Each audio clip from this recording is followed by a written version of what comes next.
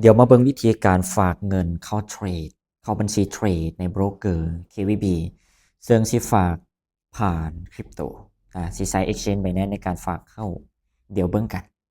อ่ะแรกเริ่มเลยก็คือหลังจากที่ว่าเราล็อกอินเข้าหน้านี้ปุ๊บหรือว่าล็อกอินเข้าระบบปุ๊บซึ่งเราสามารถเข้าผ่าน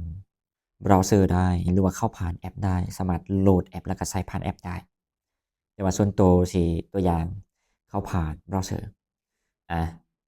หลังจากที่ว่าเราเข้าหน้านี้ปุ๊บหรือว่าล็อกอินเข้าระบบปุ๊บทุกคนมาคลิกด้านนี้นะมันจะมีฟังก์ชันนี้เลย3ขีดด้านนี้คลิกเข้าไปนี่3ขีดนี้จากนั้นมันก็โชว์ข้อมูลของเราเข้าบนนี้เลยเงินฝากเนี่ยนะเข้าบนนี้เลยเข้าไปปุ๊บจากนั้นเราก็เลื่อนลงมาซึ่งด้านเทิงก็คือสิฝากผ่านธนาคารอย่างเช่นกีบดอลลาร์แบบนี้แต่เราสิฝากผ่านคริปโตนะทุกคนมาเลือกเลือกด้านลุ่มนี้เลยปึ๊บซึ่งพวกนี้นี่นะมันก็จะมีเชนของมันหรือว่าเครือข่ายอย่างเช่นตัวแรกเป็น TRC สาวตัว2เป็น BEP สาวสิตัว3 ERC สาวสามารถเลือกใส่ได้แล้วก็คือมันสำคัญวันนี้ตัวอย่างเขาเลือก BEP สาวสิเวลาเขาโอนจาก Binance เข้ามาสิเขาต้องเลือกเชนBEP สาวให้มันตรงกับที่อยู่กระเป๋าที่ว่าเขาเลือกอยู่กระเป๋า KVB พี่นะอย่างเช่นพรสิใช้ตัวที่2USDT BEP สาวตัวนี้พรคลิกเข้าบนเงินฝากนี้เลยคลิกเข้าบนเงินฝากนี้หลังจากคลิกปุ๊บมันก็จะโชว์ฟังก์ชันนี้ขึ้นมาก็คือให้เราป้อนจำนวนเงินตัวอย่างมันก็ขั้นต่ำก็คือ10เหรียญแบบนี้เราก็สามารถป้อนได้หรือว่าสามารถเลือกตัวอย่างเราอยากได้เลขถ้วนอยากฝาก100 500บอกแบบนี้200บอกก็เลือกนี้ได้เลยแล้วก็พรก็สิตัวอย่างฝากเข้าไป100เราก็คลิก100นี้นะ100เหรียญนี่แล้วก็เลื่อนลงมาหลังจากที่ว่าเราป้อนจำนวนปุ๊บเลื่อนลงมาจากนั้นมันก็สิโชว์บัญชีของเราตัวอย่างเรามีรายบัญชีสิเราก็คลิกเลือกนี้แล้วก็เปลี่ยนเลือกบัญชีนะตัวอย่างเราอยากใส่บัญชีนี้เลยเราก็บ่เปลี่ยน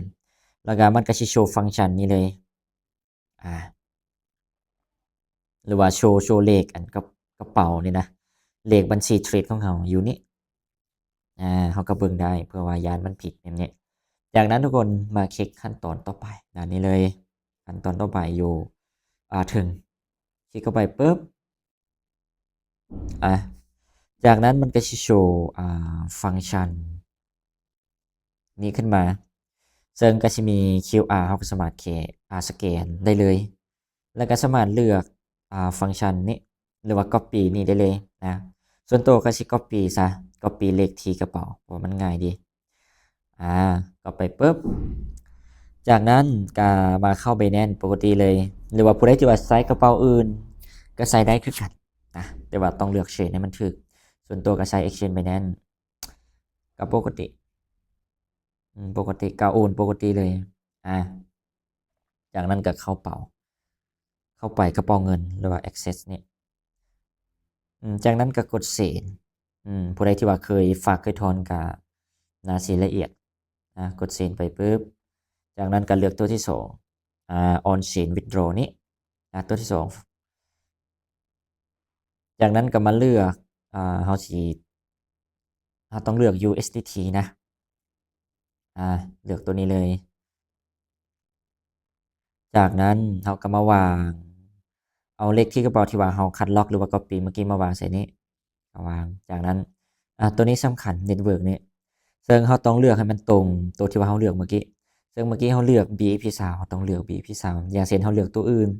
ERC สาว TRC สาวสิเราต้องเลือกให้มันตรงแต่ว่าส่วนตัวใส่ BEP สาวก็เลือกจากนั้นก็มาโอนเมื่อกี้เราสิฝาก100ก็ต้องได้โอน100แบบนี้จากนั้น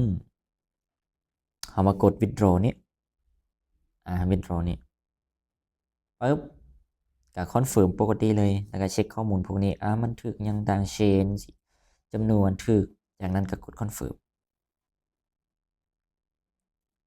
หลังจากที่ว่ากดคอนเฟิร์มปุ๊บอันนี้มันก็ช่วยเบไม่แน่นก็วางปกติก็แสดงว่าตอนนี้เราได้โอนไปแล้วโอนไปแล้วจากนั้นตอนนี้มันก็กำลัง processing อยู่จากนั้นเราก็มาเข้าบนนี้มาเข้าKBB เราปกติเลยจากนั้นมากดฉันได้ชำระเรียบร้อยแล้วกดบนนี้โอเคแล้วก็เลือกใช้นี่ยืนยันแล้วก็ตอนนี้มันก็คำสั่งเราก็คือมันก็กำลังประมวลผลแบบนี้ก็มีแต่รอทุกคนรอตัวอย่างโอเคโคตรไวเลย เว้าปุ๊บแล้วก็ได้ปั๊บเลยเนาะประสบความสำเร็จสิก็สามารถเช็คได้